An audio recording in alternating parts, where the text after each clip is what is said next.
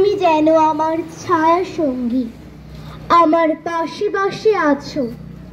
কথা বলো, হাত ধরে অন্ধকার পার করে দাও।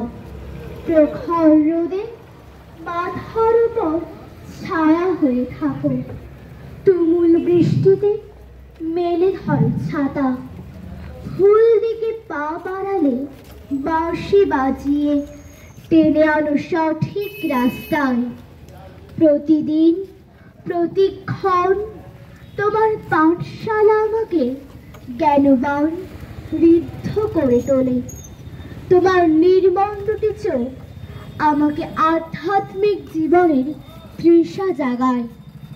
দিনের শেষে তুমি যখন আমার সামনে আয়না হয়ে দাঁড়াও, সারাদিনের ইচ্ছাকৃত অনিচ্ছাকৃত সব পাপ স্বীকারোক্তি আমি তোমার পদতলে সমর্পণ করি।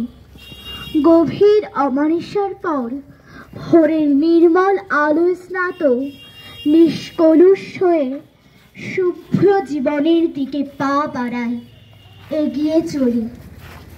শ্রীরামকৃষ্ণ কেন